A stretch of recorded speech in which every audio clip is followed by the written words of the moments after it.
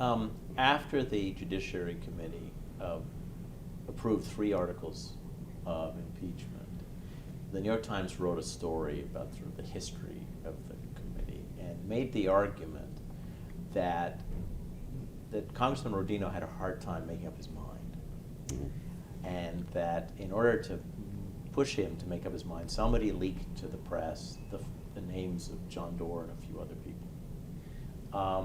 Is it true that the congressman had a hard time actually? I don't know if he had a hard time making his mind. He was extremely judicious. He was a very measured. And this became one of the great assets that shows you where you are in your point of history. That became one of the great assets because, again, he had a conversation one night. He said, and of course I was this very young sort of let's get going staffer, and he said to me one evening, he said, you know, I don't know how this is going to come out, this inquiry. And he took it extremely serious. He said there could be nothing more serious in this country than the potential removal of the President of the United States. And he said, you know, once you begin this process, you can't stop it. It will go to a conclusion. He said, I don't know what that conclusion is, but before we begin, I want to make sure that we're on the right path and we have done the right things. And I think that was always upmost in his mind, that once the process began, it will follow a course, and and he was right. You know, once the inquiry opens, once you get your staff, and as he said to me, I don't know what it's going to be. But so I think he was very judicious. Some say he had a hard time making up his mind.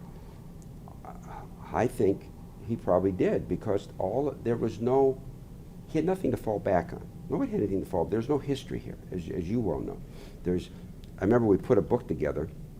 I still remember it. It's a thin little book in a tan binding that was sort of the history of impeachment, that we had the judiciary staff do.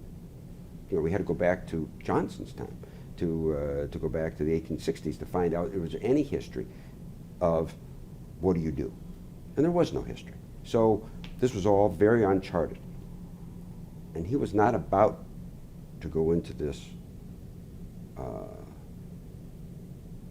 in a way that was not judicious. He was under a lot of pressure because many members of this committee, as it is today, I think, were very liberal. And again, he did not have standing. He was not, he didn't have the respect when he took over the committee that Manny Suller had. And he had to earn that respect. So at the same time he's been given this extraordinary task, he has to build credibility with his committee. He has to hold them off. They have to believe the path he has taken is a correct path, and that it is a balanced path, and that it's not a partisan path. And this was very difficult. So he took his time, and what always amazed me, it never bothered him. I used to get very nervous. Pressure never bothered him.